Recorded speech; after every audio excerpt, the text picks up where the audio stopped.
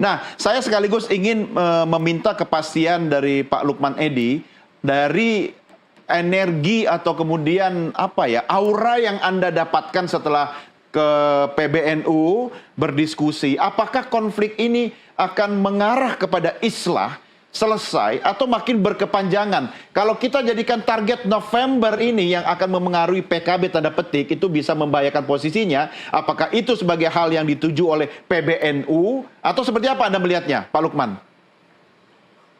Kalau berdasarkan dialog tadi ya di PBNU, lebih kurang selama 2 jam, mulai jam 12 sampai jam 2, itu saya kira PBNU ingin meletakkan kembali pesan-pesan moralnya, ya, pesan-pesan moralnya.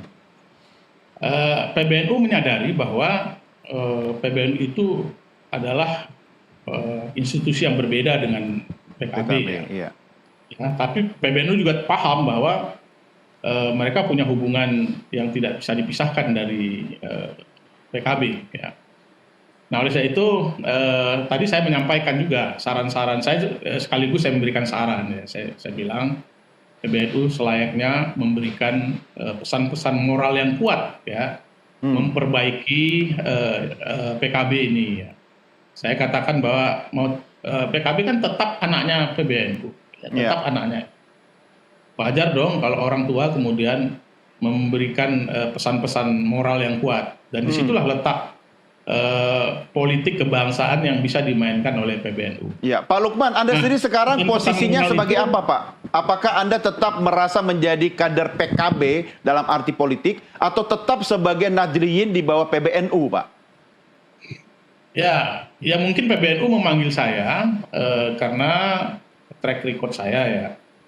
Saya deklarator PKB di Provinsi Riau.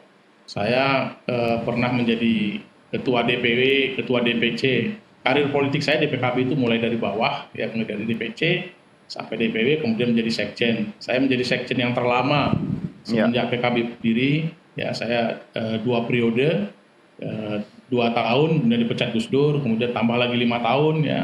Jadi 7 tahun saya menjadi sekjen PKB, kemudian menjadi ketua DPP juga 5 tahun, ya. Kemudian menjadi ketua fraksi PKB di MPR.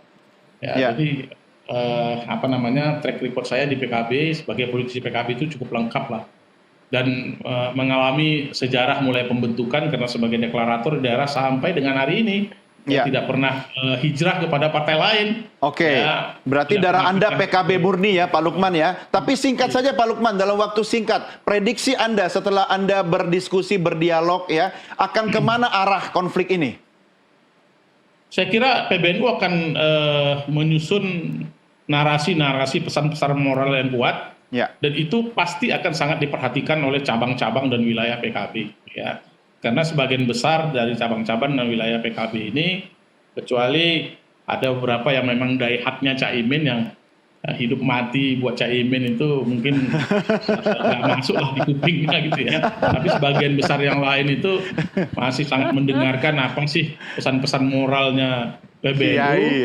Dan kemudian pesan-pesan moral dari PBNU itu bisa menjadi landasan sikap dari cabang-cabang dan wilayah-wilayah dalam mengevaluasi kepemimpinan PKB ini. Jadi evaluasinya bukan hanya dari sisi hasil pemilu, ya, dari pola kepemimpinan juga evaluasi. Ya, baik, kita tunggu itu yang diusulkan juga Pak Lukman.